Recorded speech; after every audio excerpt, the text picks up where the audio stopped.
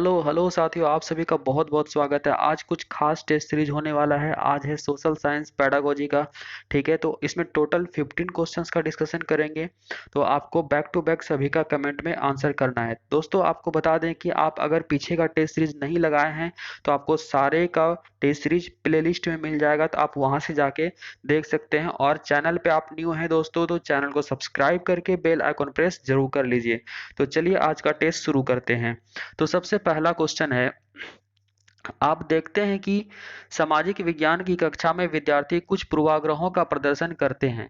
ठीक है, तो यहाँ पे पूर्वाग्रह का मतलब क्या होता है कि कुछ पक्षपात जो होता है छात्रों के मन में, तो उसका प्रदर्शन करते हैं। आपको सबसे उपयुक्त प्रतिक्रिया चुनिए। ठीक है, तो मतलब इसमें जो आपकी सबसे उपयुक्त प्रतिक्रिया होगी, ठीक है, रिएक्शन जो होगा तो वो क्या होगा। तो यहाँ पे देखिए फर्स्ट में कहता है कि सामाजिक यथार्थ के आयामों पर एक परिचर्चा का आयोजन करूंगा। ठीक है, सेकंड में है इन टिप्पणियों पर ध्यान नहीं दूंगा। थर्ड में है विद्यार्थियों को दंडित करूंगा।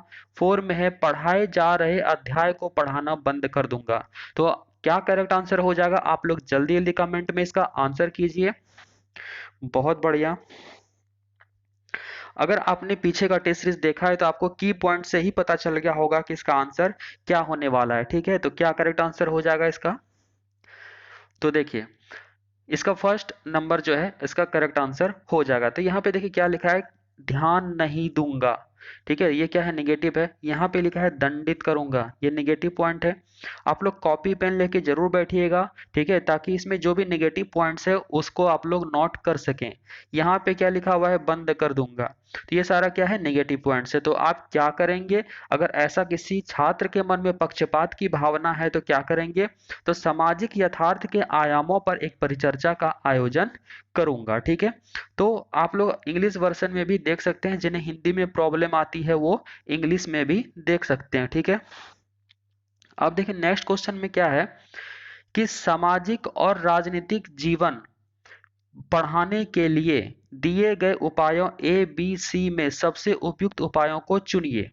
तो यहाँ पे सामाजिक और राजनीतिक जीवन को पढ़ाया जाना है, तो सबसे उपयुक्त उपाय क्या होगा आपको यहाँ पे बताना है। ठीक है, तो फर्स्ट में है यहाँ पे व्यक्ति अध्ययन, सेकंड में दिया है परिभाषा, और थर्ड में दिया है दृश्य सामग्री। ठीक है, तो और उसके अकॉर्डिंग यहाँ पे आपको सेलेक्ट करना है कि इसमें से कौन कौन सा बेटर है। ए बी सी तीनों है, ए बी है, ए सी है, या फिर बी सी है। ठीक है, तो क्या करेक्ट हो जाएगा, आप लोग इसका आंसर कीजिए एनालाइज करके। बहुत बढ़िया। तो क्या करेक्ट हो जाएगा, तो देखिए यहाँ पे केस स्टडी का अगर बात हो रहा है तो सामाजिक और राजनीतिक जीवन को पढ़ाने के लिए केस स्टडी का तो आवश्यकता पड़ेगा ही। उसके बारे में जब तक आप अच्छे से स्टडी नहीं करेंगे तो आप अच्छे से नहीं कर सकेंगे। ठीक है, केवल यहाँ पे सेकंड में कहता है डेफिनेशन का, तो आपको मैंने पहले भी बताया कि डेफिनेशन या परिभाषा वगैरह क्या होता है, तो इसको देखते ही आपको नेग्लेक्ट करना है, ये सारी निगेटिव पॉइंट्स होती हैं। ठीक है, सी में क्या कहता है, दृश्य सामग्री। ठीक है, तो उससे रिलेटेड चीजों को अगर आपको दिखाया जाता है या दृश्य सामग्री है तो वो क्या होगा, बहुत ही यूजफुल होगा सामाजिक और राजनीतिक जीवन को पढ़ाने में। ठीक है, तो आई होप कि आपको समझ में आ गया होगा। तो ए और सी इसका करेक्ट हो जाएगा। तो इसका करेक्ट आंसर क्या होगा, तो 3 नंबर, तो जिनका 3 है बिल्कुल करेक्ट है। ठीक है, अब देखिए अगले प्रश्न में क्या कहता है कि पाठांत प्रश्नों का सबसे उपयुक्त उपयोग है। ठीक है, तो पाठ के अंत में जो प्रश्न पूछा जाता है तो उसका उपयुक्त उपयोग क्या है। तो फर्स्ट में कहता है कि अध्याय से महत्वपूर्ण भागों की पहचान करना। सेकंड में है सीखे हुए को समझने में तथा अपने शब्दों में व्यक्त करने में विद्यार्थियों को सक्षम बनाना होता है। या फिर थर्ड में है विद्यार्थियों के लिए अध्याय का सारांश प्रस्तुत करने में शिक्षक की सहायता करना। और फोर में कहता है कि परीक्षा के लिए प्रश्न सुझाना। तो क्या यहाँ पे करेक्ट आंसर हो जाएगा, आप लोग जल्दी जल्दी आंसर कीजिए सभी। तो यहाँ पे देखिए फर्स्ट में क्या कहता है कि अध्याय के महत्वपूर्ण भागों की पहचान करना। यहाँ पे किसी महत्वपूर्ण भाग की बात कर रहा है, बाकी सबको क्या कर रहा है वो तो नेग्लेक्ट कर रहा है, इसलिए फर्स्ट हमारा नहीं होगा। सीखे हुए भाग को समझने में तथा अपने शब्दों में व्यक्त करने में विद्यार्थियों को सक्षम बनाना, सेकंड हमारा हो सकता है। थर्ड में देखिए क्या कहता है कि विद्यार्थियों के लिए अध्याय का सारांश प्रस्तुत करने में शिक्षकों की सहायता करना। यहाँ पे सारांश प्रस्तुत करने का बात हो रहा है, समरी केवल। ठीक है, इसलिए ये भी हमारा नहीं होगा। फोर में क्या कहता है कि परीक्षा के लिए प्रश्न सुझाना, केवल यहाँ परीक्षा को फोकस किया जा रहा है, इसलिए ये भी हमारा नहीं होगा। तो हमारा करेक्ट आंसर क्या हो जाएगा, तो सेकेंड नंबर, तो जिनका 2 है बिल्कुल करेक्ट है। अब चलते हैं 34। इसमें देखिए क्या कहता है, सतत और समग्र मूल्यांकन के अनुसार, यानी कि सीसीई आप सभी को पता है इसके बारे में। ठीक है, तो समग्र सतत और समग्र मूल्यांकन के अनुसार आकलन के बारे में निम्नलिखित में कौन सा उद्देश्य सबसे उपयुक्त है? आप लोग इसको जल्दी जल्दी बताइए क्या क्या होगा। ठीक है, तो यहाँ देखिए फर्स्ट में क्या कहता है कि के उत्तर विद्यार्थियों को उत्तर देने के लिए प्रोत्साहित करना। सेकंड में कहता है विषय वस्तु के बारे में विद्यार्थियों के प्रत्यास्मरण का परीक्षण करना। थर्ड में है विद्यार्थियों की तुलना कर उनका रैंक निर्धारित करना। और फोर में कहता है विद्यार्थियों को अंक देकर प्रेरित करना। तो क्या करेक्ट आंसर हो जाएगा यहाँ पे? आप लोग आंसर कीजिए इसका। तो आप लोग कुछ की पॉइंट्स को भी पकड़कर इसका आंसर कर सकते हैं।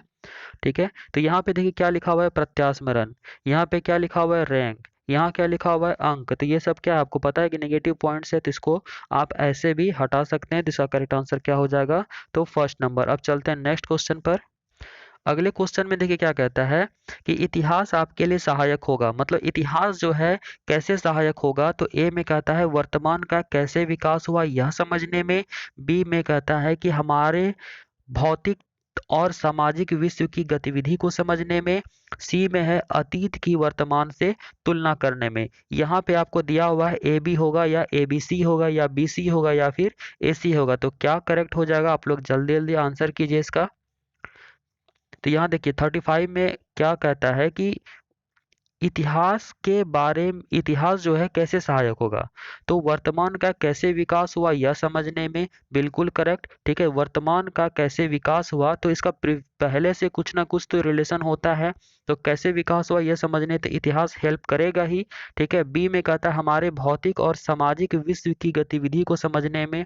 ठीक है, तो हमारा जो भौतिक और जो सामाजिक विश्व का अभी जो गतिविधि हो रहा होता है ये इतिहास नहीं बताता है। ठीक है, सी में कहता है कि अतीत की वर्तमान से तुलना करने में। बिल्कुल करेक्ट। तो अतीत से यहाँ पे आपको ये लग रहा हो कि तुलना वर्ड निगेटिव होता है, लेकिन यहाँ पे जो कॉन्टेक्स्ट है इस कॉन्टेक्स्ट में ये करेक्ट है। ठीक है, अतीत का और वर्तमान में क्या होगा, तो ये तुलना भी आप कर सकते हैं कि उससे हम कितना आगे हैं। ठीक है, तो ए और सी यहाँ पे करेक्ट है। तो यहाँ पे क्या हो जाएगा, 4 नंबर। तो जिनका 4 है बिल्कुल करेक्ट है। ठीक है, अब चलते हैं नेक्स्ट क्वेश्चन। देखिए इसमें क्या कहता है कि एक शिक्षक भारत के विभाजन पर प्राथमिक स्रोतों पर आधारित एक कार्य योजना यानी प्रोजेक्ट करवाना चाहता है। तो निम्नलिखित में से कौन सा प्राथमिक स्रोत नहीं है? तो भारत के विभाजन पर जो जो प्राथमिक स्रोत होगा, तो यहाँ पे कौन सा प्राथमिक स्रोत नहीं है आपको वो बताना है। तो यहाँ देखिए फर्स्ट में कहता है समाचार पत्रों का पूरा लेखागार। सेकंड में कहता है मौखिक इतिहास। थर्ड में है उपन्यास और फिर फोर में है आत्मकथाएं। ठीक है, तो कौन सा जो है इतिहास का स्रोत यहाँ पे नहीं होगा वो आपको बताना है। ठीक है, तो आप लोग आंसर कीजिए इसका। तो देखिए समाचार पत्र का पूरा लेखागार ये तो हेल्प करेगा ही। मौखिक इतिहास मौखिक रूप से बहुत सारा भी होता है, अनुश्रुत के आधार पे बहुत सारे इतिहास का भी के बारे में भी पता चलता है। ठीक है, आत्मकथा पर भी बहुत सारा पता चलता है। ठीक है, उस समय क्या घटना घटी थी। यहाँ पे उपन्यास जो है ये हेल्प नहीं करेगा। ठीक है, तो यहाँ पे करेक्ट आंसर क्या हो जाएगा, तो थर्ड नंबर, तो जिनका 3 है बिल्कुल करेक्ट है। अब देखिए 37 में क्या कहता है कि उच्च प्राथमिक स्तर पर। ठीक है, यहाँ पे लिखा हुआ है आपका उच्च प्राथमिक स्तर। निम्नलिखित में से किस विषय को सामाजिक विज्ञान में सम्मिलित नहीं किया जाता है, यानी कि सोशल साइंस में कौन सा चीज इसमें शामिल नहीं होगा आपको सेलेक्ट करना है।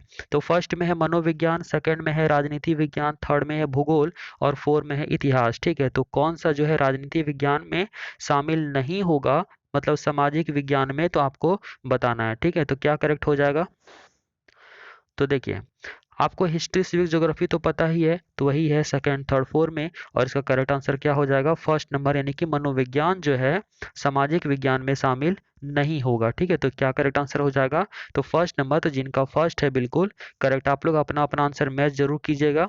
ठीक है, और एक बार वीडियो को सभी लाइक जरूर कर दीजिए।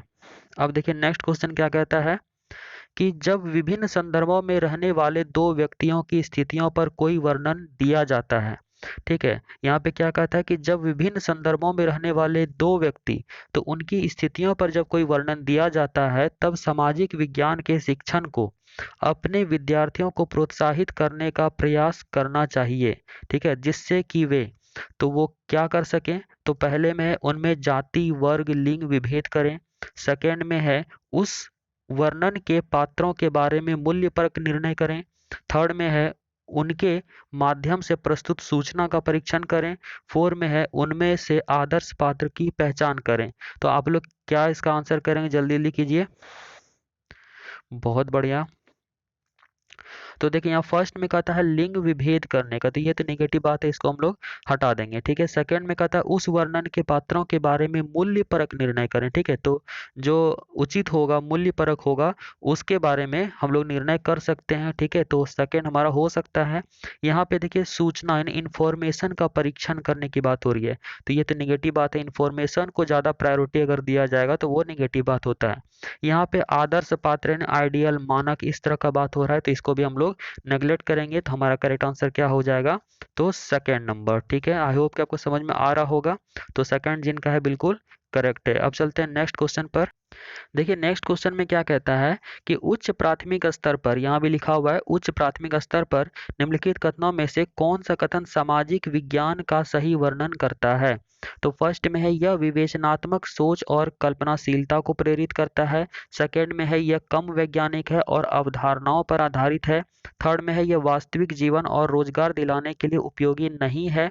फोर में है यह ऐसे तथ्यों से भरपूर है जिन्हें याद रखना जरूरी है। ठीक है, तो यहाँ पे आप की पॉइंट्स पकड़कर भी आंसर कर सकते हैं, बहुत आसान है। तो आप लोग आंसर कीजिए इसका। बहुत अच्छा। देखिए इसके यहाँ पे correct correct answer first number हो जाएगा। यहाँ पे सेकंड में देखिए क्या कहता है, यह कम वैज्ञानिक है, यहाँ लेस इंपॉर्टेंट है, ये नेगेटिव बात हो गया। यहाँ पे देखिए क्या आता है, रोजगार दिलाने की बात हो रही है। ठीक है, यहाँ पे उपयोगी नहीं है, तो ये सब क्या हो जाएगा, नेगेटिव पॉइंट्स, इसलिए इस वजह से इसको हम लोग हटाएंगे। यहाँ पे कहता है यह ऐसे तथ्यों से भरपूर है जिन्हें याद रखना जरूरी है, यहाँ पे याद का यानी मेमोराइजेशन का बात हो रहा है। तो ये सब आपको ऑलरेडी पता है कि ये नेगेटिव पॉइंट्स होता है। तो यहाँ पे करेक्ट आंसर क्या हो जाएगा, तो यह विवेचनात्मक सोच और कल्पनाशीलता को क्या करता है, तो प्रेरित करता है। ठीक है, आई होप कि आपको समझ में आ रहा होगा। अब चलते हैं नेक्स्ट क्वेश्चन पर। अब देखिए अगले प्रश्न में क्या कहता है कि सामाजिक समानता, ठीक है, यानी कि क्या है, तो सामाजिक समानता के सिद्धांतों को सुनिश्चित करने के लिए निम्नलिखित में कौन सा मानव मूल्य, ठीक है, सर्वाधिक महत्वपूर्ण होगा। तो सामाजिक समानता के लिए क्या इंपॉर्टेंट होगा, आप लोग यहाँ बताइए। तो फर्स्ट में है दक्षता, सेकंड में है उपभोक्तावाद, थर्ड में है प्रतिस्पर्धा और फोर में है परस्पर आदर करना। ठीक है, तो क्या करेक्ट हो जाएगा, आप लोग जल्दी जल्दी आंसर कीजिए इसका। बहुत अच्छा, आई होप कि आपको समझ में आ गया होगा। तो यहाँ पे क्या हो जाएगा, तो फोर नंबर यानी कि परस्पर आदर करना। ठीक है, तो आदर करने से क्या होगा, तो सामाजिक समानता होगा। कंपटीशन से नहीं हो सकता, उपभोक्तावाद से नहीं हो सकता है, दक्षता से नहीं, आप में इफिशियंसी है तो उससे भी नहीं होगा। ठीक है, तो क्या होगा, तो परस्पर आदर करना, मानव मूल्य क्या हो जाएगा, तो परस्पर आदर करना। तो चलिए नेक्स्ट क्वेश्चन देखते हैं। इसमें कहता है एक शिक्षक चाहता है कि उसके विद्यार्थी नगर निगम को उपलब्ध राशि के स्रोतों का पता लगाए। निम्नलिखित में कौन सी विधि सबसे अधिक विश्वसनीय और उपयुक्त होगी। तो यहाँ पे पढ़िए चार है, इसमें से क्या ज़्यादा यूजफुल होगा वो आपको बताना है। तो फर्स्ट में कहता है सरकारी वेबसाइटों को ढूंढना। सेकंड में है काउंसिलरों के साथ भेंट वार्ताएं। थर्ड में है आपस में विमर्श करना। और फोर में है किसी विशेषज्ञ का भाषण आयोजित करना। तो क्या करेक्ट आंसर हो जाएगा, जो भी धनराशि है, ठीक है, उसके स्रोत का पता लगाने के लिए क्या करेगा बच्चा। तो आप लोग आंसर कीजिए इसका। बहुत अच्छा। तो देखिए इसका करेक्ट आंसर हो जाएगा फर्स्ट नंबर यानी सरकारी वेबसाइटों को ढूंढना। यहाँ पे देखिए काउंसिलरों के साथ भेंट वार्ता करने से क्या होगा, ठीक है, सब कुछ पता चल नहीं पाएगा। आपस में विमर्श करने से भी कुछ पता नहीं चलेगा। किसी विशेषज्ञ का भाषण सुनने से या आयोजित करने से भी पता नहीं चलेगा। तो करेक्ट आंसर क्या हो जाएगा, तो फर्स्ट नंबर। अब चलिए देखते हैं 42। इसमें क्या कहता है, निम्नलिखित में से किस विषय सामग्री को पाई आरेख, ठीक है, पाई आरेख के द्वारा सबसे अच्छी तरह प्रदर्शित किया जा सकता है। पाई आरेख क्या हुआ, इस तरह से जो होता है, ठीक है, ये आपको समझ में आ ही गया कि जो 25% होता है तो 75% होता है, इस तरह क्या होता है, ये पाई चार्ट है, पाई आरेख है। तो पाई आरेख में दिखाने के लिए मतलब अच्छी तरह प्रदर्शित किया जा सकता है पाई आरेख को, तो क्या चीज, वायुदाब का वितरण को दिखाया जा सकता है, या जलाशयों का वितरण को, या समुद्री लहरों के वितरण को, या फिर तापमान के वितरण को। तो किस चीज को जो है पाई चार्ट पर दिखाया जा सकता है बेहतरीन तरीके से, वो आपको बताना है। तो आप लोग आंसर कीजिए इसका। तो देखिए इसका करेक्ट आंसर हो जाएगा फर्स्ट नंबर, वायु दाब का वितरण। ठीक है, आपको पता है कि एटमॉस्फेयर में ज्यो ज्यो ऊपर जाते हैं, ठीक है, तो वायु दाब क्या होता है, तो कम होता चला जाता है। ठीक है, तो पहाड़ों पर वायु दाब क्या होता है, तो कम होता है। तो इसका एक चार्ट, पाई चार्ट बनाया जा सकता है। ठीक है, ऊंचाई के अकॉर्डिंग क्या होगा, तो वायु दाब कम होगा या जो भी होगा उसका एक पाई चार्ट तैयार किया जा सकता है। यहाँ पे जलाशय है, जलाशय का आप कैसे करेंगे, समुद्री लहर है, इसका भी आप कैसे करेंगे, तापमान का वितरण, तो तापमान तो बदलते रहता है, हर पल पल बदलते रहता है, तो इसका भी नहीं किया जा सकता है। तो करेक्ट आंसर क्या हो जाएगा, एक नंबर, तो वायु दाब का वितरण। अब देखिए नेक्स्ट क्वेश्चन क्या कहता है, कक्षा 6 के स्तर पर पृथ्वी का परिक्रमण पढ़ाने के लिए सबसे उपयुक्त अधिगम सहायक सामग्री क्या होगी। तो पृथ्वी का परिक्रमण पढ़ाना है तो सबसे जो यूजफुल होगा सहायक सामग्री क्या माना जाएगा, तो ग्लोब, एटलस, मानचित्र या फिर चार्ट। तो क्या हो जाएगा, आप लोग आंसर कीजिए। आई होप कि समझ में आ गया होगा। बहुत बढ़िया। तो देखिए इसका करेक्ट आंसर हो जाएगा ग्लोब। ठीक है, तो ग्लोब यानी कि आप डायरेक्टली देख पा रहे हैं पृथ्वी का परिक्रमण किस तरह से होता है। अगर उस चीज को एक छोटे रूप में, मॉडल के रूप में देखेंगे तो आपको ज्यादा समझ में आएगा। एटलस से समझ में नहीं आएगा, मानचित्र से भी उतने अच्छे तरीके से समझ में नहीं आएगा, ना ही चार्ट से समझ में आएगा। ठीक है, तो इसका करेक्ट आंसर क्या हो जाएगा, तो एक नंबर। तो आपका जिनका भी एक है बिल्कुल करेक्ट है, आप लोग अपना अपना आंसर जरूर मैच करते जाइएगा। अब देखिए नेक्स्ट क्वेश्चन क्या कहता है, दो विषयों ए और बी पर विचार कीजिए और लिंग समानता के बारे में चर्चा करने के लिए सही विषयों का चयन कीजिए। सही विषयों को चुनना है। तो यहाँ पे देखिए ए में कहता है श्रम की महत्ता, मतलब श्रम जो ज्यादा करेगा वही जो है, लिंग मेल हो या फीमेल हो, उसके उसके आधार पे कैटेगराइज करेंगे। ठीक है, बी में कहता है गृह व्यवस्था के उत्तरदायित्व, इसके आधार पे करेंगे। ठीक है, तो यहाँ पे देखिए चार ऑप्शन गिवन है, तो इसके आधार पे आप लोग कैटेगराइज कीजिए क्या करेक्ट आंसर हो जाएगा।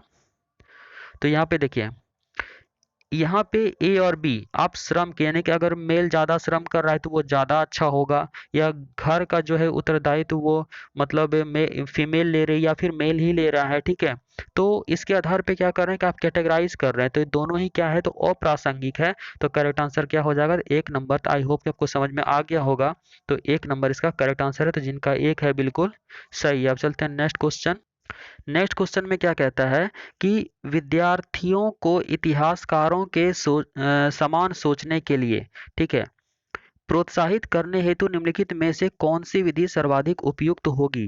ठीक है, तो विद्यार्थी अगर इतिहासकार जो सोचते हैं उसके तरह सोचने के लिए कौन सा मेथड है सबसे बेस्ट होगा, तो स्रोत मेथड यानी सोर्स मेथड, फिर है प्रोजेक्ट विधि, ठीक है, फिर है कहानी सुनाने वाली विधि, फिर है फोर में पूछताछ विधि। तो क्या करेक्ट आंसर हो जाएगा, तो आप लोग इसका आंसर कीजिए जल्दी जल्दी। तो देखिए इसका करेक्ट आंसर हो जाएगा स्रोत विधि, फर्स्ट नंबर। ठीक है, यहाँ पे परियोजना विधि या कहानी सुनाने या पूछताछ तो नहीं होगा। ठीक है, तो स्रोत विधि और इसमें क्या होगा डिफरेंस, है यहाँ देखिए स्रोत विधि में क्या है कि आपको डिफरेंट डिफरेंट रिसोर्सेज पे अगर ले जाया जाएगा या डिफरेंट रिसोर्सेज आपको मिलता है, ठीक है, सोर्स मिलता है, तो आप उसके अकॉर्डिंग सोचना शुरू करेंगे। ठीक है, परियोजना विधि, अगर परियोजना विधि में क्या होगा कि आपको बहुत सारा चीज आपको नहीं मिल पाएगा। ठीक है, तो सबसे ज़्यादा बेस्ट क्या होगा, सोर्स स्रोत विधि हो जाएगा। तो जिनका फर्स्ट है बिल्कुल करेक्ट है। तो आई होप कि आपको समझ में आ गया होगा। तो ये टोटल 15 क्वेश्चंस कंप्लीट हुआ। ठीक है, तो दोस्तों अगर वीडियो अच्छा लगा तो लाइक जरूर कीजिएगा और चैनल पे नए तो सब्सक्राइब करके बेल आइकन प्रेस अवश्य कर लीजिए। ठीक है, मिलते हैं नेक्स्ट वीडियो में। जय हिंद।